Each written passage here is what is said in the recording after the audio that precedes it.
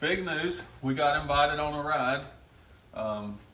Bad news, it's in 2 weeks. So I think we just got the steering done. Now we got to get everything else done in about 10 days.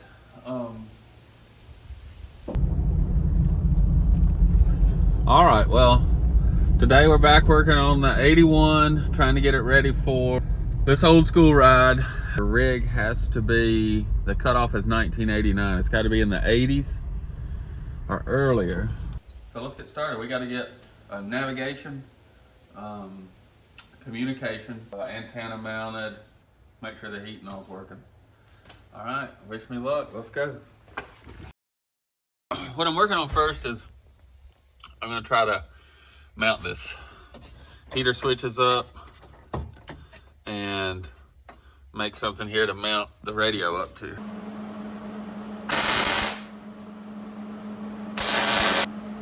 Perfect.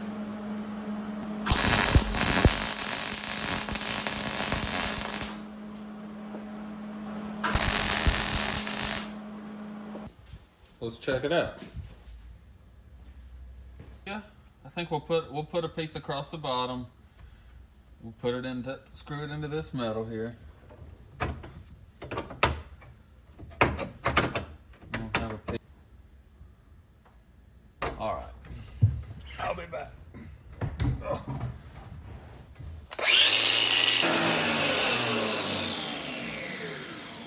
If you're following along, don't do it that way.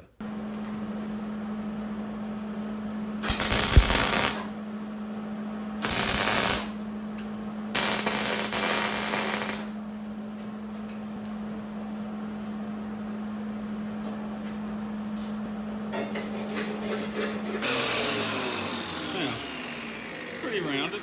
Let's see. Can you see that? Yeah. That'll be good. All right, let's see what we got here.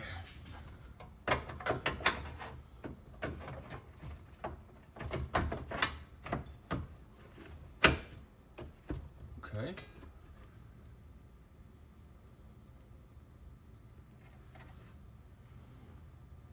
All right, we're gonna do a couple more welds before we call it a night. This is going to be our antenna mount. I like this spot. Shouldn't be too much in the way.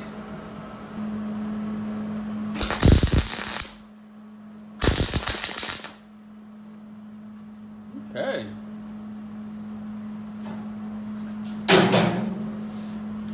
Now the fun one's upside down.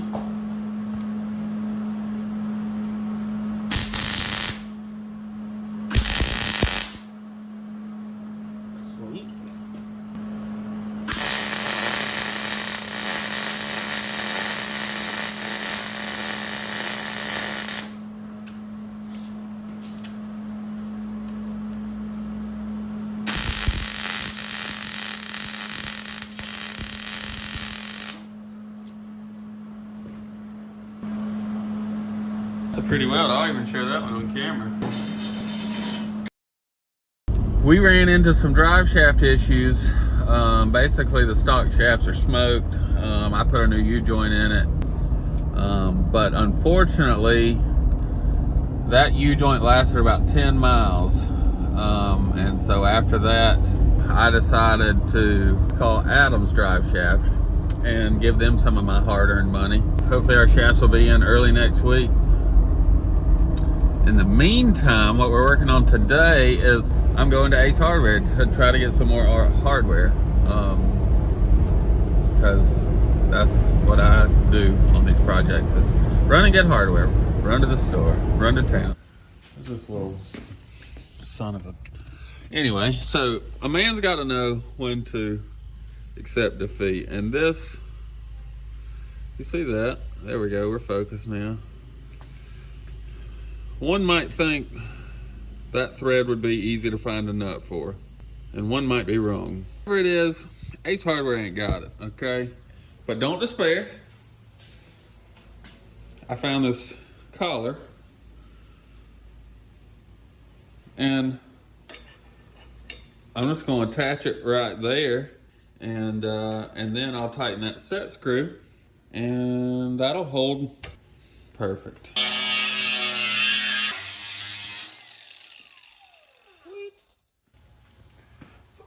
we're gonna put it about like, I think that's gonna work.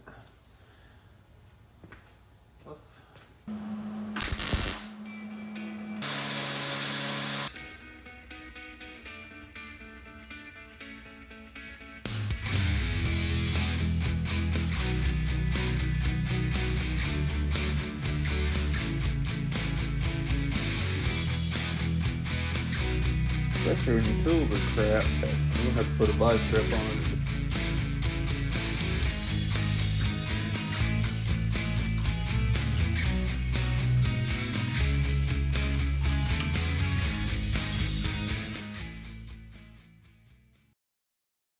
Make sure the heat and all's working.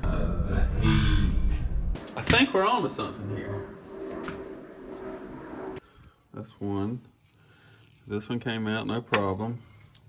And this one, that bolt right there, something's wrong. The threads are the wrong pitch.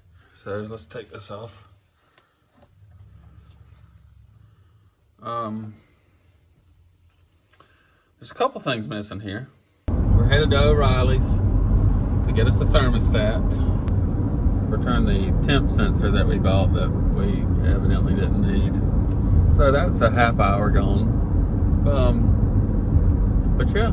So let me show you on this. We'll clean this up. We're gonna put our new thermostat there. Now let's check. This is the one I'm worried about.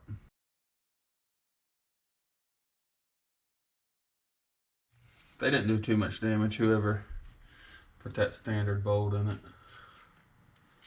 If you're wondering, they're metric 8 by 1.25. Now it really feels like I've just been spinning my wheels here lately, but I think we might finally be on to something here. I bet that'll fit now. Like a glove.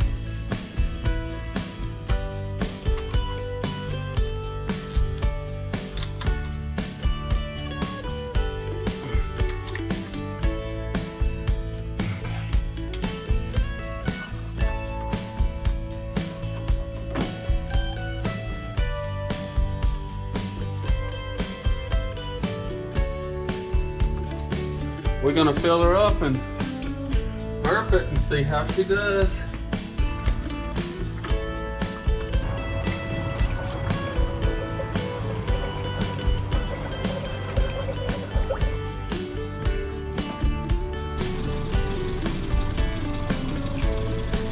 Well, update. I put a thermostat in it. We've been running it maybe 3 minutes now, and the temp gauge is rising, so we might have done something.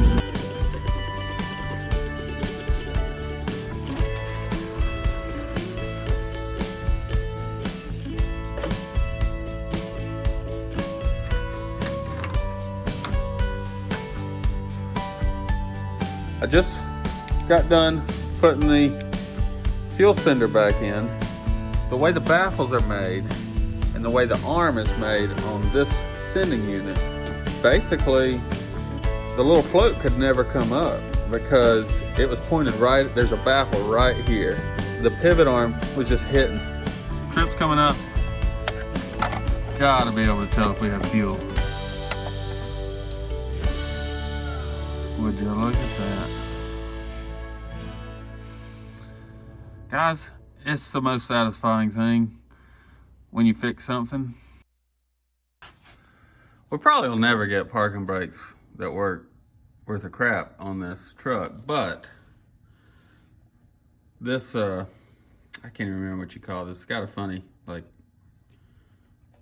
perverted sounding name that pivots for the parking brake. It's jammed up, it's rusted solid, stuck. It's got a little bit of play in it, so I can just get it freed up. Pro tip, to get that wheel cylinder out, you cannot get it out unless you take the bleeder screw out. Once you take the bleeder screw out, then it just rotates back. It's gonna be hard to do with one hand, but it just rotates back and slides out. Before that, there's no way that you would get it out because the bleeder screw is sticking out here and you can't turn it. So, just a pro tip update. We got the dash in. It needs a, wipe down. We got our command center here, and since I took the radio out, I mounted this Bose here. I got to get my powers run, but that's not going anywhere. That should sound real good, and we can even use that around the campfire if we want to, because it just screws in. All right, we got our antenna mounted here. That'll be good. 4. And yeah, we're gonna maybe get the power routed up. What else we gotta do? I found my constant power. I found my constant power is that red one. My switched power is that orange one. So, you crazy kids, we're gonna wire up some stuffs. Here we got 4 days left to get ready for this ride. It's a little, thinking about all the stuff I have to do, it's kind of intense.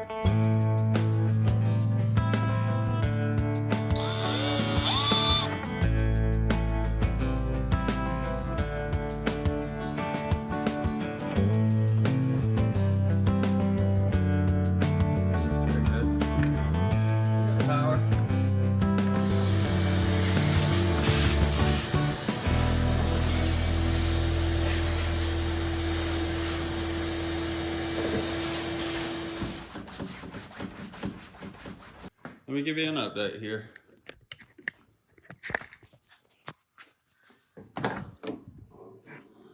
We're done, probably done with the dash. Let me get in so you can see. Okay, so we got our dash, speedometer. I've hooked up the factory cigarette lighter in case we want to smoke some cigarettes. I got some labels here.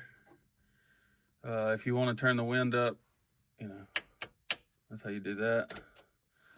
There's no iPad on it, but that's going to be my iPad mount for navigation. It comes off the Midland radio.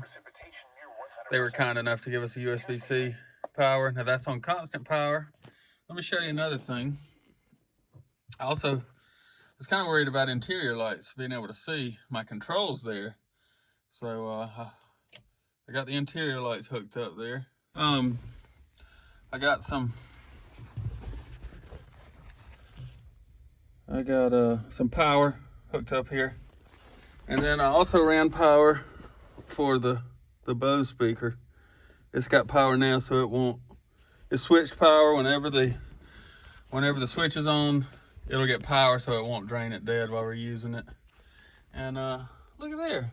I got some gunk off of that so you can read the transfer case directions. So that way we shouldn't get confused if I let Danner drive. He's got to have a picture.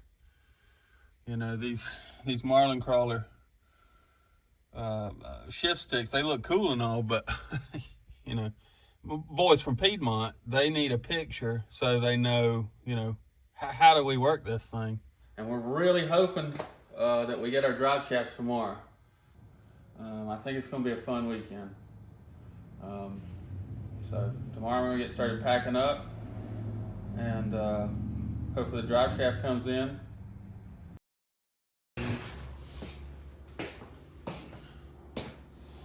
Well, it's we got 3 days out. We're gonna check the toe. I'm gonna go for 1/8 of an inch at 36 inches. That's centered at 18, so I'm gonna measure right here at 36, front and back. Out just a touch. So that's 60 and a 32nd.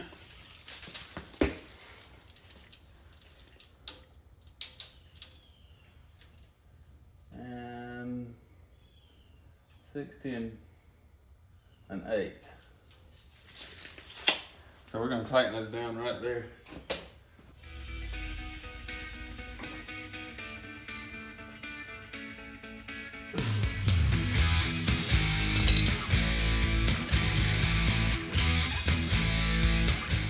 All right, I just put witness marks on all that, just so I can look at it and see if it's moved.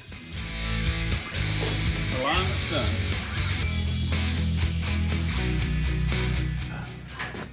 Not sure if you can tell, but it's getting dark. We'll have 2 days tomorrow, so hope that drive shaft gets here. Come on, UPS. Don't let me down. All right, I just got done with lunch, and the UPS man came, and drive shafts are here. We're gonna get these pulled out, check them, make sure they work, get them installed. So, we're just now getting these drive shafts in, and I'll tell you why. The reason is, I love you, Adams. Y'all do great work, but you sort of screwed me here because you sent me the shafts built wrong. Basically, they had the front and the back flange pattern swap, so I had to take the CVs apart and swap those out. And I just got done and got back to the house. We're gonna install this rear shaft and see how it does. Okay, so drive shafts are in after a couple extra hours. They look pretty sweet. So basically what I had to do to get these drive shafts to work is I had to take this end of the CV off and this end of that CV off and swap them. Adams, you make a great product, but come on, man. It's not even the first time this has happened. But luckily I was able to get it squared away. The shafts look great. I'm not sure if I'll get to do a test drive tonight. It's currently dark 30. I think we're gonna make it. Hopefully, as long as our test drive in the morning doesn't turn up any unexpected problems. It's one day before the ride, and we are about to get on the highway. We'll see how it does. We're gonna take it up to the local muffler shop and see if we can get a muffler put on it.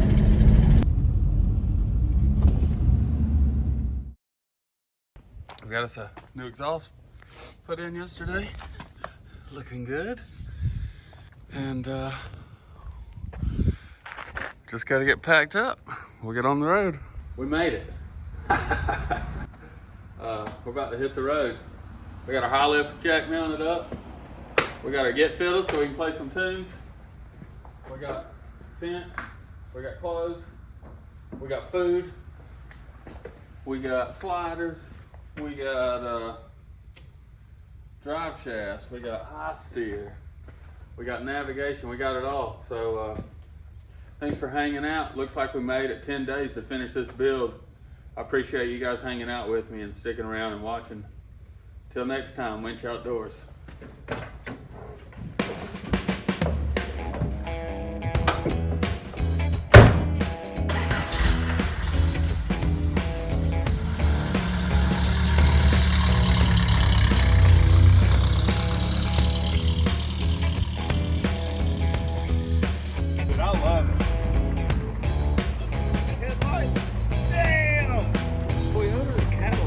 It sounds like a dang sewing machine. I've got a rain gutter.